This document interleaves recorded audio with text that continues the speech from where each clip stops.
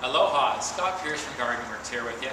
Listen, I just got back from Maui where I spent a week in definitely tropical conditions, super inspired by all the tropical plants around me, and came back to really midwinter in Vancouver and started looking at some of the things you could do around the house with tropical plants. So I've got a couple new tropical plants. I also wanted to try and fix up a couple of my old ones. It's a common question we get. What if I have a tall plant? It's grown, I've had it for years, and now it's taller than I want it to be, but I don't want to throw it out or give it away. I still want to keep it. So one method to do that is to make a new plant by using a technique called air layering. So that's what we're going to do, is air layering. And what that means is we'll get the plant to create roots about halfway up at the stem or wherever along the stem that you want it to, and then after you've got the new roots created, you can cut it off and plant it as a new plant. It works great with things like Dieffenbachias, rubber plants, and many different dracaenas that you can get. And the dracaenas are one that definitely grow tall, and they lose a lot of their bottom leaves, and some people say, I just want a nice bushy plant.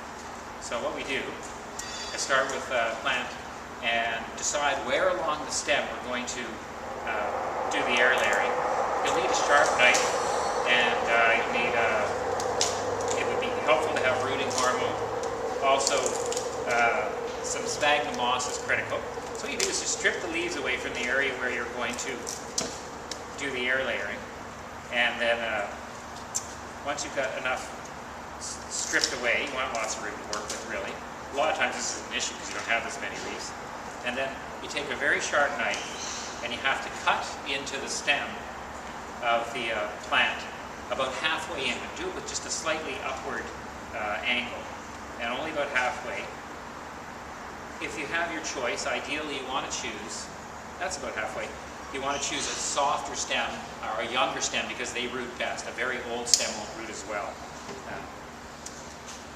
And then once you've got it cut, you take a little bit of a rooting hormone if you have it, or if you think, because it really helps to have the rooting hormone. Not only does it encourage roots where they might not grow, but it also just encourages more roots. So even in a plant that would have set out roots anyway, then you'll get more roots. So you kind of dab it in there with, I'm using a Q-tip cotton swab thing, and you try and dab it in.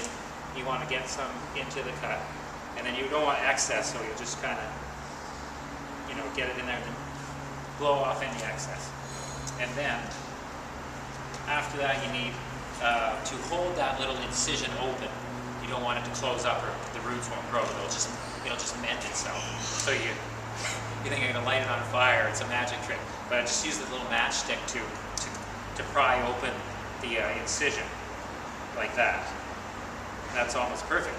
Then you want to wrap it with sphagnum moss, and the roots will grow into the sphagnum moss.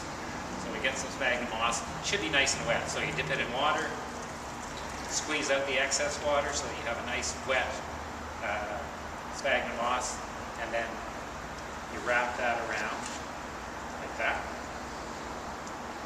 And then you can actually squeeze it fairly tight. You want to be careful not to break the plant. And then you get a bit of plastic bag or what have you, and you wrap that around. Then you get a twist tie, and you twist tie it around the bottom. Nice and tight, really. And this will hold the moisture in the sphagnum moss, as well as hold the moss tight against the stem. So you've done the bottom. Makes it a lot easier to do the top, I can tell you. And then you twist tie the top. So basically that's the project. Every couple weeks or so you should open it up. I'd say you'd probably check once a week. Just open up the top and make sure the sphagnum moss is still damp so that it's damp. And you can just spray some water in there, or just carefully pour a little water in there, and then close it back up again. And then you need to leave it for a couple months anyway. It's not a really, really fast process. After it's finished, you can cut the whole thing off below where the roots have formed and repot that in a potting soil. And then you'll have the new plant with already roots on it, and then it'll just continue to grow. And you'll have the old plant that'll be cut back fairly hard, and you'll hope for new growth to come out of that. So you might have two nice compact full plants. So that's air layering in a nutshell.